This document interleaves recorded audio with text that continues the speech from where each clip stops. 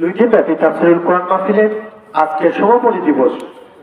আজকে সমাপনী দিবসের বিশেষ আকর্ষণ আপনারা ইতিমধ্যে জেনে আছেন।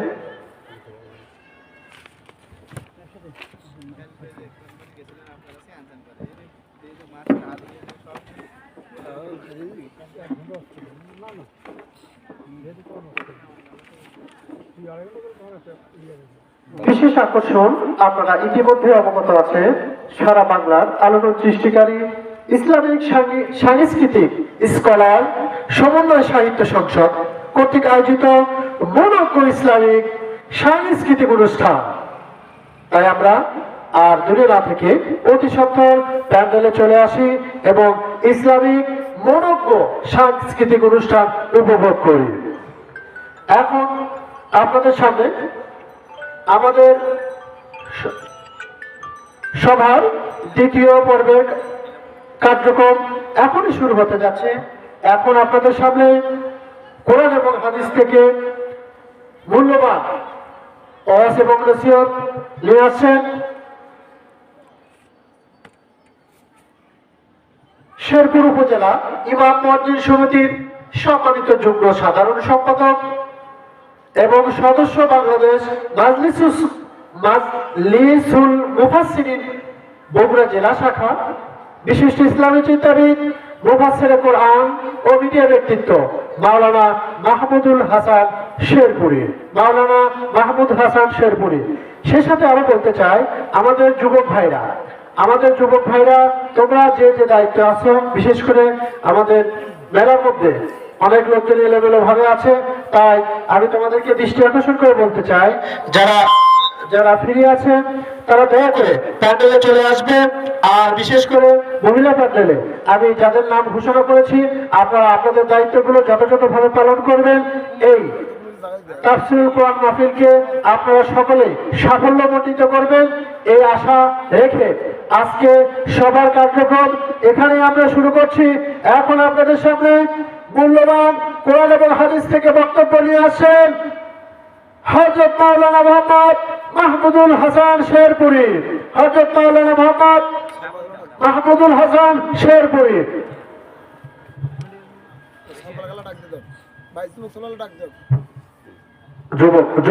বিশেষ করে যুবক ছেলে পেলে তোমরা যেখানে থাকো না ওখানে তোমরা সবাই প্যান্ডেলে চলে আসো, তোমাদের বিশেষ প্রয়োজন। সাব্বির তোমার গ্রুপ সহ যারা সবাই বাইরে আছো, তোমরা অতি শীঘ্রই প্যান্ডেলে চলে আসো।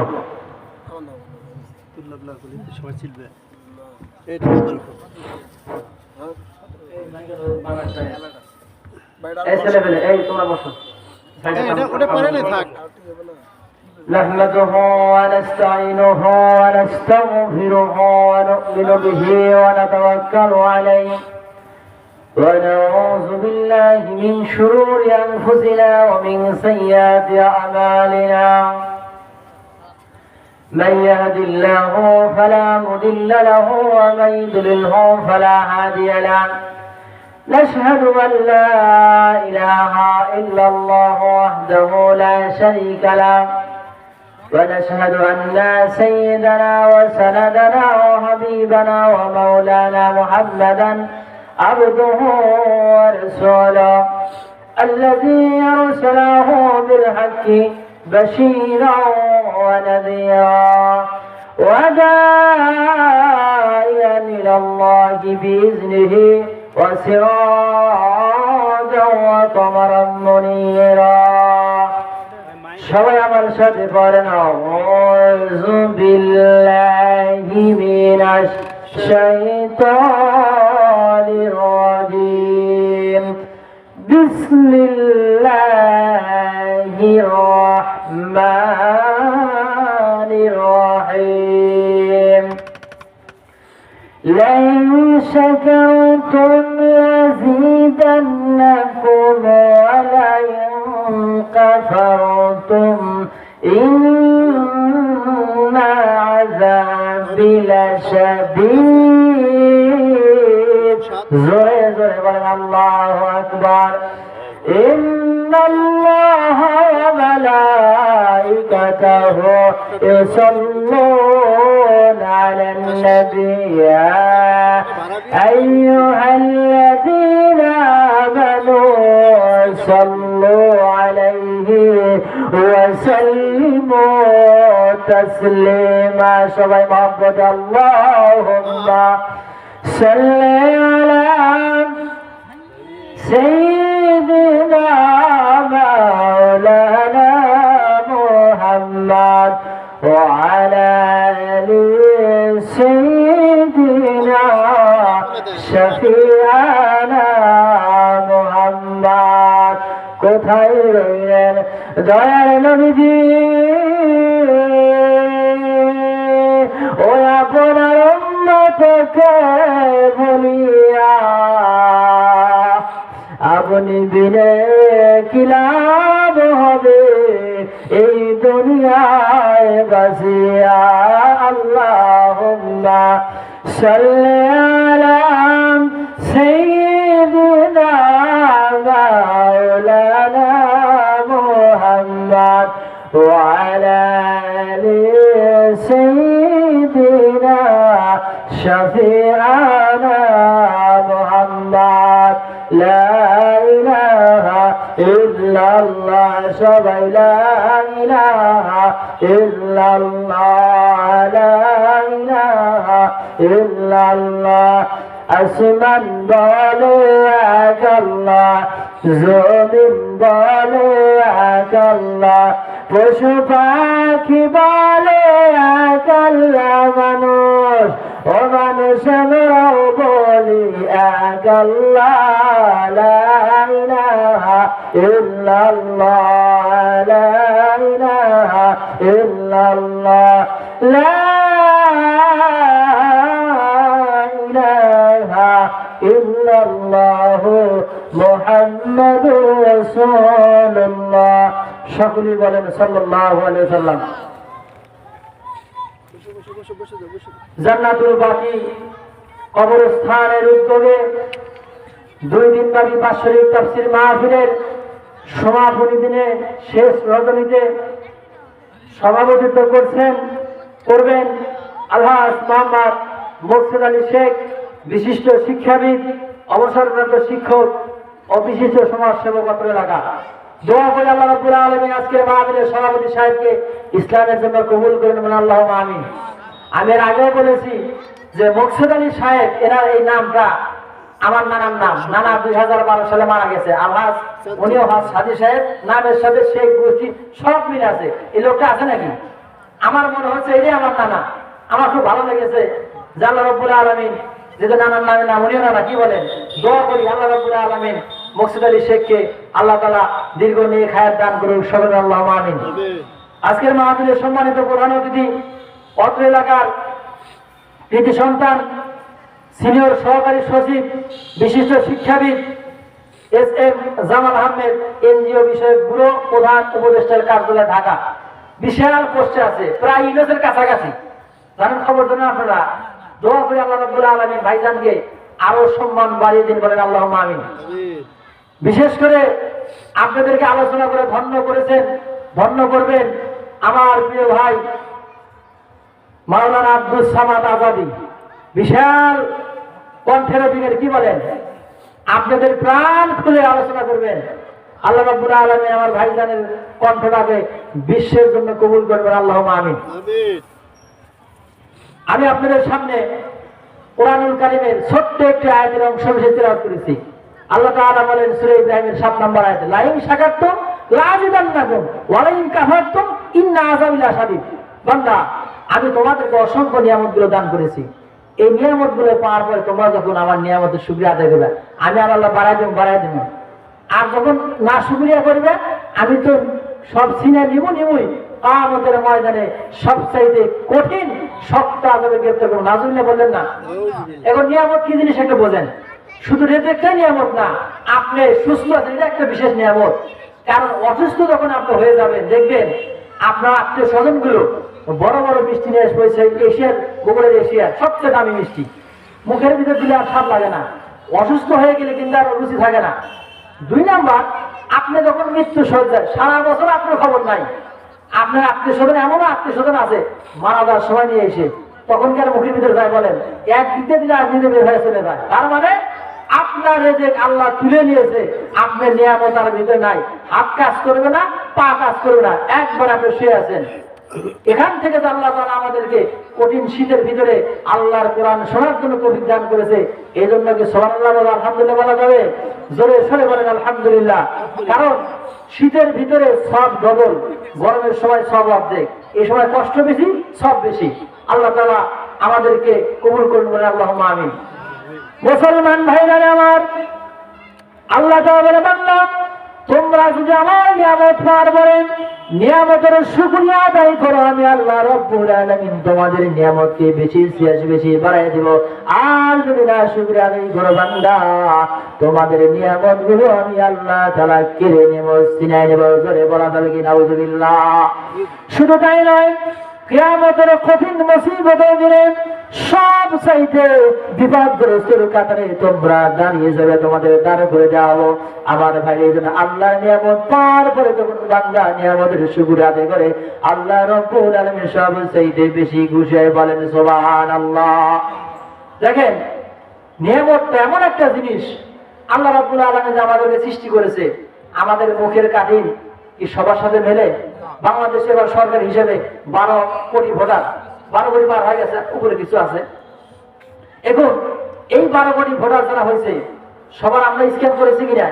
আঙুলে টিপ দিলে বাবাজি, প্রত্যেকটা মানুষের হাতের এই টিপদের কার্ড আলাদা আলাদা, কারোর সাথে কারো মিল নাই, সব কম্পিউটার ধরা পড়ে যায়।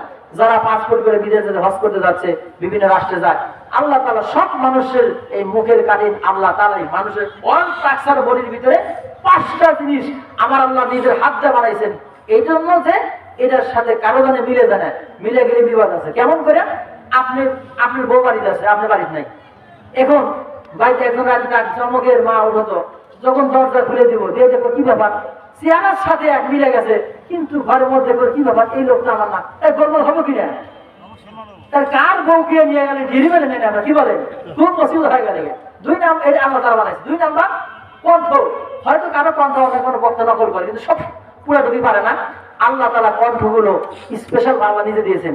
কারণ আপনি ডাক দিয়ে অমুকের আম্মা ওঠো, যে দরজা খুলে দিব, দেখবো কি লোকটা আমার না, কণ্ঠে কি বলেন, সব চুরি করে নিয়ে গেলেন। সব ডাক দিচ্ছে, আপনি দরজা খুলে দিচ্ছেন, ডাকাতি করে মালামাল সব নিয়ে গেলেন। এই জন্য আল্লাহ জানে, বান্দা তোমার 5টা জিনিস আমি নিজে হাতে দেবো। এই 5টা জিনিস আমার 2টা চলে গেল, আর 3টা আছে, তাই না? যদি সময় পেয়ে বলবো। মুসলমান ভাইরা আমার, সূরা রহমানের ভিতরে আপনি তাকায় দেখেন, প্রত্যেকটা কোরআন শরীফের সূরার ভিতরে এক একটা 2বার থেকে 3বার বলা আছে, যাকে মুসাব্বার আয়াত বলে। আমার ভাই হাবেজ সাহেব, তাকে মুসাব্বার আয়াত বলার মানে ডবল দেওয়া আছে। কিন্তু সূরা রহমানের ভিতরে আল্লাহ তাআলা এমন একটি আয়াত নাযিল করে দিয়েছেন গো, যে আয়াতে 31 বার বলা আছে। জোরে বলেন সুবহানাল্লাহ। আল্লাহ তাআলা বলেন, ফাবি আইয়ি আলা রাব্বিকুমা তুকাযযিবান। জোরে বলেন আল্লাহু আকবার। আমি আল্লাহ রাব্বুল আলামিন তোমাদেরকে এত নিয়ামত দান করেছি বান্দা, কোন কোন নিয়ামতকে অস্বীকার করে না, পরিপূর্ণভাবে তোমাদের আমি দিয়েছি। তোমরা যদি আল্লাহর কোরআনটা এরকম করে মানতে পারো, আমার কোরআন অনুযায়ী জিন্দেগি পরিচালনা করতে পারো, আমি আল্লাহ রাব্বুল আলামিন দুনিয়াতে শান্তি, মারা যাওয়ার পরে কবরটা আমি আল্লাহ জান্নাতের বাগান বানিয়ে দেব। জোরে বলেন সুবহানাল্লাহ। আল্লাহ রাব্বুল আলামিন বলেন, ইন্নাদ দীনা ইনদাল্লাহিল ইসলাম। জোরে বলেন আল্লাহু আকবার।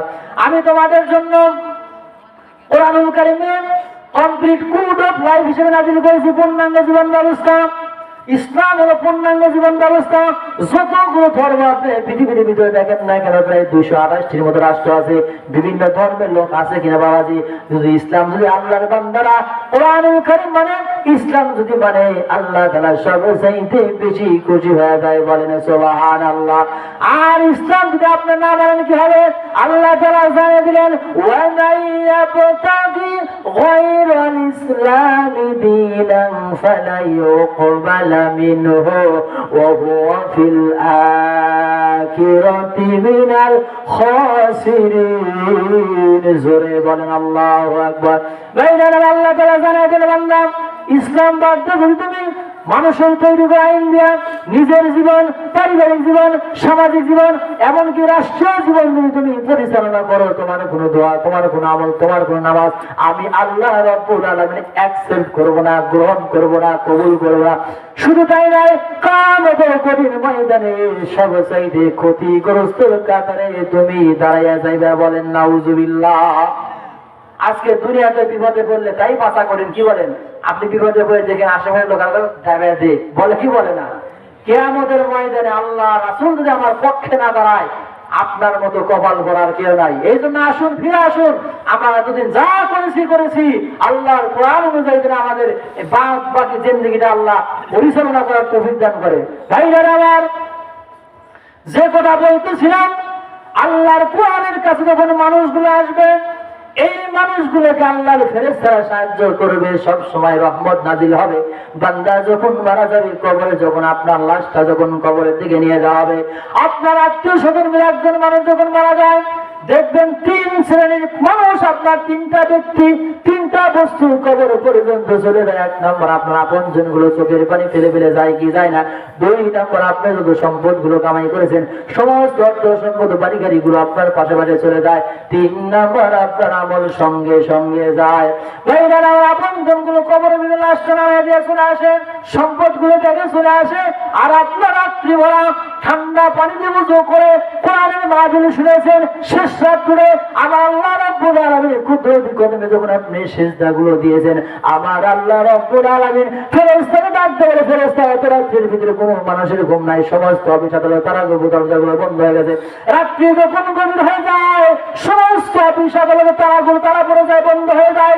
কিন্তু রাত্রি যখন গভীর হয়ে যায়, আমার আল্লাহ পাক আরশে আজিমের দরজাগুলো আল্লাহ পাক খুলে যায়। এই জন্য বান্দা যখন শেষ রাতে ঠান্ডা পানিতে ওযু করে আমার আল্লাহ পাকের কুদরতি কদমে যখন বান্দা সিজদা দিয়ে দেয়, আল্লাহ গর্ব করে বলে, ফেরেশতা দেখ, তোরা সাক্ষী থাক, আমার বান্দা আমারে দেখে নাই, জান্নাত জাহান্নাম দেখে নাই, আমার কোরআনকে বিশ্বাস করে, আমার বিশ্বাস করে, আমার রাসূলকে বিশ্বাস করে শীতের রাতে ঠান্ডা পানি দিয়ে ওযু করে থরথর করে কাঁপতেছে, আমার কুদরতি বান্দার সিজদায় পড়ে গেছে, তোরা সাক্ষী থাক, আমি আমার বান্দার তামাম জিন্দেগির গুনাহগুলো মাফ করে দিলাম। জোরে বলেন সুবহানাল্লাহ।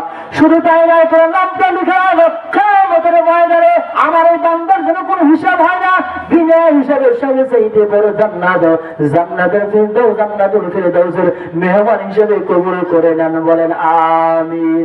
ভাইরা আমার, কবরের ভিতরে যখন আপনাকে নিয়ে যাওয়া হলো, আপনি যখন আল্লাহ পাকের হুকুম গুলো মানবেন গো, কবরে যাওয়ার পরে ফেরেশতা আসার আগে আল্লাহর পয়গম্বর এসে কবরে দাঁড়িয়ে গিয়ে আপনার আমার লাশগুলো দুই হাত দিয়ে বলবে, ফেরেশতা থামো থামো, এই বান্দা জিন্দেগি ভরা আমার আমল গুলো করেছে, আমি রাসূলের আদর্শ বাদ দিয়ে মানুষের আদর্শ সৃষ্টি করে নাই, আমার বান্দা মানুষের তৈরি করা কোনো আইন মানে নাই, আমি আল্লাহ রাব্বুল আলামিনের হুকুম মেনেছে, রাসূলের আদর্শ মেনেছে। খবরদার, এই বান্দার লাশটা আমার পয়গম্বর এরকম করে হাত দিয়ে নিয়ে লাশটা নিজে কবরের ভিতরে শোয়া দেয়। বলেন সুবহানাল্লাহ। বলেন তো ভাইরা আমার,